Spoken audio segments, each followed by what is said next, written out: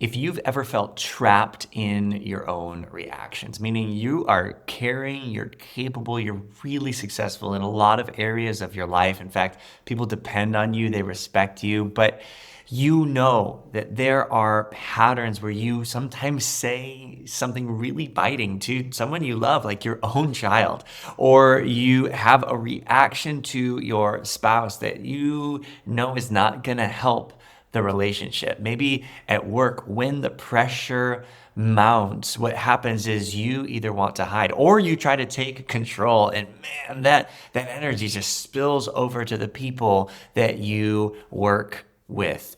You buy something that you know that you are going to regret. Maybe you stay up too late watching another episode of Netflix or doom scrolling, or you lose your temper in the car when other drivers can see it, or maybe when you have your kids in the back seat. And all of those things, after a couple of minutes, you realize, oh, I should not have done that. Why did I do that again? If that's you, then this is really going to help you, because today isn't just going to help you understand why that keeps happening, but specifically what to do about it. And at the end, I'm going to give you a crazy actionable step that I know is going to help you with major traction in this area. So here's the crazy part of everything that I just explained. You probably knew better before you did it, before you bought the thing, before you yelled, before you started to overreact and take control, before maybe you even emotionally shut down. And what that means is that your problem isn't information. Your problem isn't knowing the right thing to do. It's that in certain moments, something even stronger than information takes over. And one belief that we have, that I understand why we have it, but often isn't helpful, is that if I know what's right, then I'll start doing it. If I just know the right thing, well, then everything else will shift. And I think this comes down from a long line after the Enlightenment. Enlightenment was all about knowing, rationality, being able to reason, and that seeped into education, that seeped into, if you're part of a church community, even what sometimes is called discipleship, where it's just classes and programs and answer the question in a certain way and get the thinking right. And absolutely, you've heard me before say that our beliefs are incredibly important over the quality and the direction of our lives. We want to think about our thinking. That said, just knowing the right information doesn't mean that we will start implementing it. The truth is that knowing rarely wins against a well-practiced pattern. Why? Because under pressure, people don't rise to their intentions, they fall to their patterns. They will default into what's already become automated. So think about the executive who promises to be more patient, but then the pressure rises and the same pattern plays out. This is the parent who vows, maybe in her prayer closet, maybe in the secret of her heart, fully intending it, vows never to yell again. And then the pressure rises after either a short night or the same power struggle again with the same child. And that parent is yelling again. This is the spouse who says they'll communicate better, but then ends up hiding things again. Or the leader who decides to stop overthinking, but then is losing sleep at night again. Or just taking way too long to overanalyze a problem while their team is saying, hey, can we just make a decision about this again? Each of those individuals mean it. We mean it when we say it, but the pressure will always reveal our pattern. Importantly, the pressure doesn't create the pattern, but it does expose it. Think about this. Each of the regrets that you have about the things that keep happening, they're not proof that somehow you or your person, who you are, is broken, but they are evidence that some kind of pattern is at play. So if it's not true that just knowing the right information means that we are going to put it into practice, well, then what do we do about it? Let me show you 3 things that are going to massively help you. And then, like I say, at the end, an actionable step. Sound good? The first is this. There are patterns in your brain. That might be freeing. at the very least illuminating, but this is so incredibly important. You've heard me say before that the more you think something, the stronger that thought becomes, the more automated, the more default that it becomes. Well, biologically in the brain, here's how that works. The first time you choose a thought, it's not a strong neural pathway. But the more often that you choose that thought, the stronger that pathway becomes. Almost like a wagon wheel rut in a road. You remember playing that game, Oregon Trail, right? Nowadays, we can just go to some of these historic sites and see wagons, and you can see the wagon wheel ruts in the road.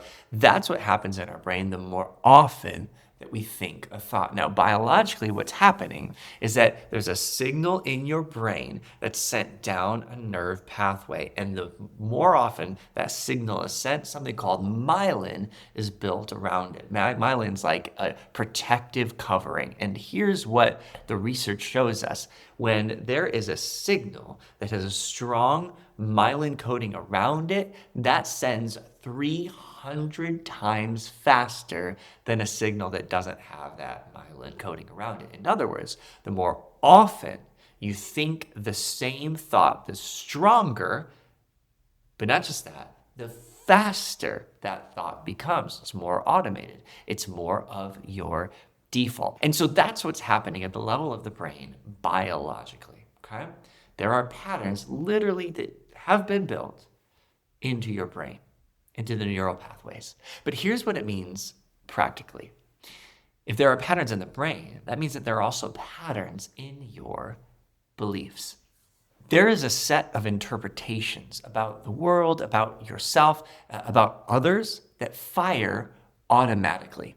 And the strongest interpretations are the strongest beliefs that you have. In other words, those thoughts that fire the quickest, the most automatically, those are your strongest beliefs. And so if these synaptic connections in your brain are already biologically primed, then they're actually going to fire more quickly than your rational brain can catch up. And so before you even realize it, what's happening? Well, shame or fear or the feeling of being disrespected or unheard, all of these automatic default interpretations, they're going to shape your reactions before your reasoning can even catch up, right? That's a pattern in your beliefs. There's a guy that I was working with once, and he was struggling with these patterns in his anger. And it's not a terrible thing to do what's called anger management and try to figure out in the moment how to kind of cool the signal. But what's even more important than anger management is doing deeper work under the surface level signal and patterns to figure out, why is the signal even being sent? What's the line that's being crossed, the perceived injustice, real or not, that suddenly fires up this anger within and it spills out.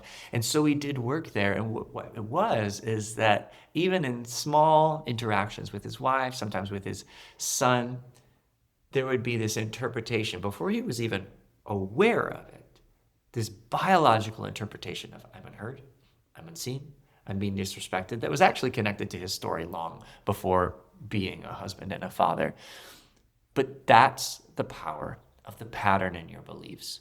When these strong neural pathways are so quickly firing, then we're reacting before we even realize or able to reason, because there's a pattern in the brain that has led to a pattern in our beliefs.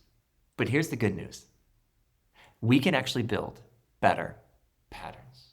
However, it takes owning and it takes facing the patterns that we've already built in our brains and in our beliefs. So here's the third piece that I need you to know. There are patterns in your bonds. One of the most effective ways to build new and better patterns in our brains and our beliefs is actually through relationships. You've heard me say before, if you want to change you, then change the room. And when we build new and better attachments to people who believe a different schema, a different way of seeing the world, even seeing and managing conflict or obstacles in front of them, when we respect and esteem them, when we're in the room, physically or virtually with them, then what happens is what we believe is possible, we start to adopt. Now, that feels awkward at first. Like I say, the very first time a signal is sent in the brain, it can not only feel awkward, we can actually have a reaction against it. Be like, who thinks like that? Who do you think you are to consider the world like that?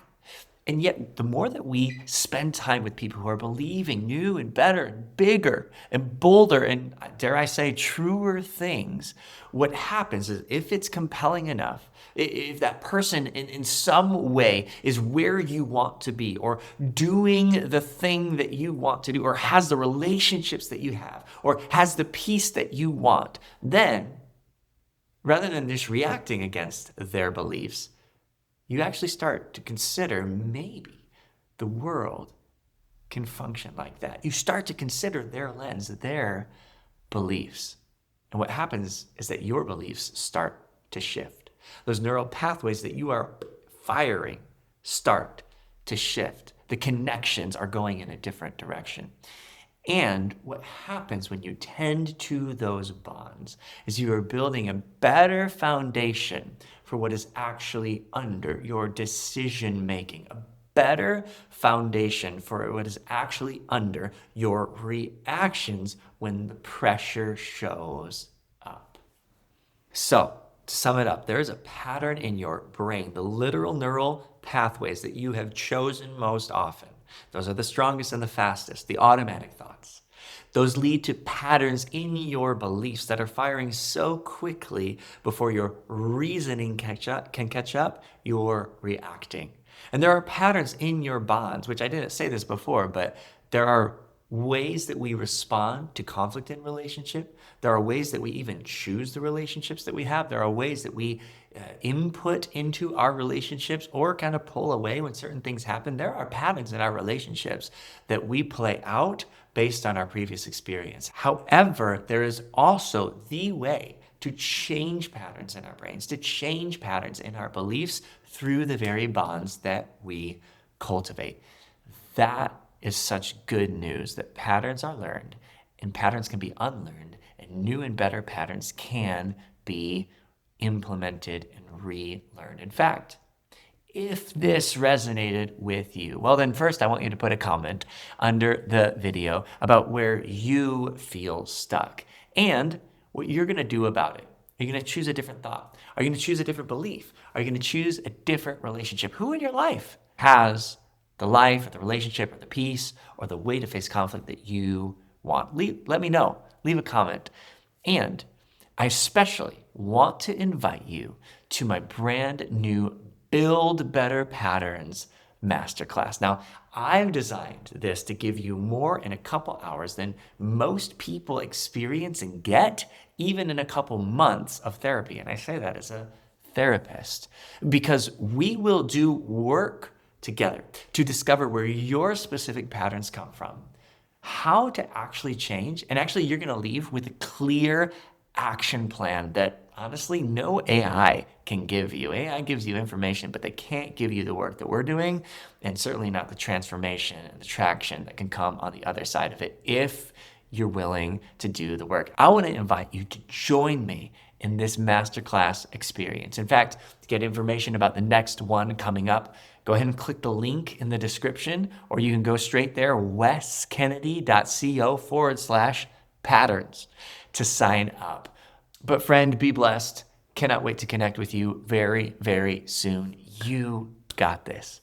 God bless.